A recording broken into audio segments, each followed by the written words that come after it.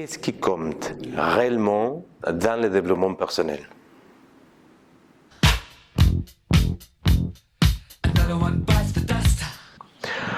On avance que le développement personnel est un ensemble de techniques issues de différentes formes de thérapie destinées aux personnes qui vont bien et qui souhaitent aller encore mieux. Son opposé, quand quelque chose est cassé et qu'il est nécessaire de la réparer, s'appelle la thérapie. Mais si vous étiez bien, réellement bien, chercherez-vous réellement à aller mieux?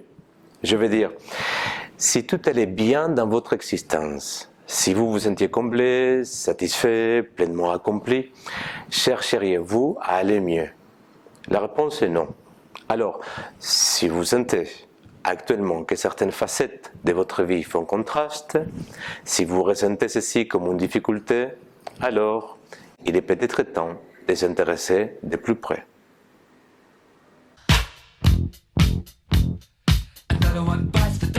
Bien évidemment, certaines personnes avanceront que la thérapie est différente du développement personnel et que les souffrances rencontrées lors des passages de vie difficiles sont d'une nature différente comparées aux gênes que l'on peut ressentir quand simplement on ne se sent pas bien ou qu'on a l'impression de ne pas être complètement épanoui. C'est ce que j'appelle grand rocher, petit caillou. Mon expérience trouve ses racines dans les sports et notamment dans l'entraînement des sportifs de niveau. J'ai connu une jeune femme qui escaladait plusieurs hauteurs, dont l'Everest. Elle m'a raconté son expérience. Pendant la montée, dit-elle, ce n'est pas les manques d'oxygène, ni les douleurs ressenties dans le corps, non plus la fatigue, mais bien souvent, c'est les petits cailloux dans la chaussure qui, à force de frotter, poussent nombreux athlètes à abandonner. C'est ainsi que les petites difficultés du quotidien agissent dans notre esprit, comme la goutte d'eau qui, à force de tomber toujours au même endroit, finit par avoir raison du gros rocher.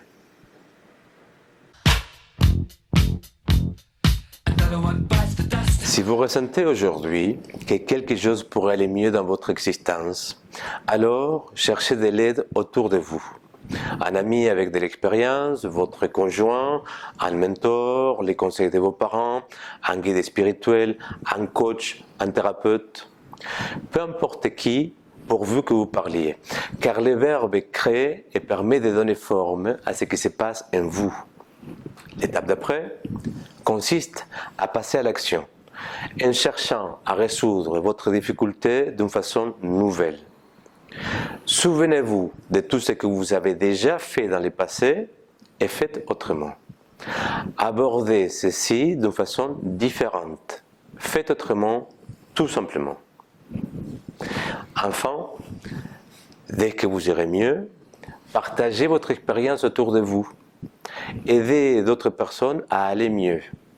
Parlez-y de vos succès, ceci permettra de renforcer vos acquis et votre expérience permettra certainement à d'autres d'aller mieux. Retenez, ce qui compte réellement en développement personnel, c'est votre état d'esprit, votre mindset et pas la taille de vos problèmes. À l'encontre de toute idée reçue, un hypnotiseur agit plus efficacement en éveillant ses semblables, pas en les endormant.